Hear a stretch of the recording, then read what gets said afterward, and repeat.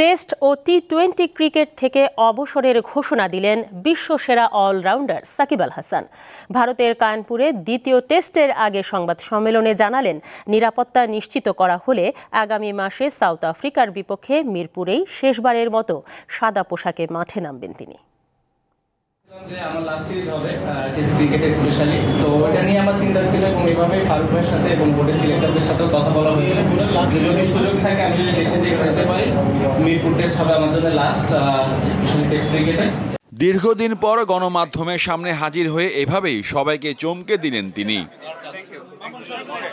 শুক্রবার কানপুরে শুরু হবে ভারত বাংলাদেশ দ্বিতীয় টেস্ট ম্যাচের আগের দিন সংবাদ সম্মেলনে দলের বিষয় জানতে চাওয়া হয়, কিন্তু সাকিব জানালেন অন্য কথা। টাফ, খুবই টাফ। আমি কিভাবে রাখছি এটা আল্লাহ জানে, আমিও জানি না আসলে।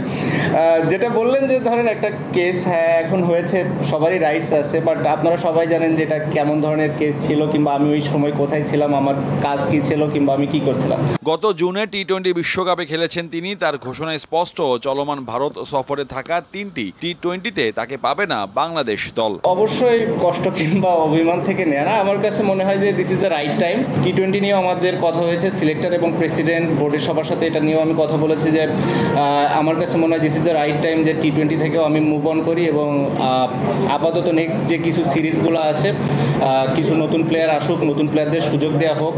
দেশের রাজনৈতিক প্রেক্ষাপট এখন ভিন্ন, তাই নিরাপত্তা নিশ্চয়তা পেলেই ঢাকায় ফিরবেন। তারা চেষ্টা করছে যে কিভাবে এটাকে সুন্দরভাবে অ্যারেঞ্জ করা যায় এবং যাতে করে আমি যে খেলতেও পারি এবং নিরাপদ ফিল করি, অ্যাট দি সেম টাইম যখন দেশের বাইরে আসার দরকার হবে এবং দেশের বাইরে বের হতেও যেন আমার কোনো সমস্যা না হয়। ওয়ানডে ক্যারিয়ার বেশি বাড়াবেন না বলে আগেই জানিয়েছিলেন তিনি। আগামী বছরের ফেব্রুয়ারিতে পাকিস্তানে হতে যাওয়া চ্যাম্পিয়ন্স ট্রফির পর একদিনের ক্রিকেটকেও বিদায় জানাবেন নানা সময়ে আলোচিত সমালোচিত সাকিব আল হাসান।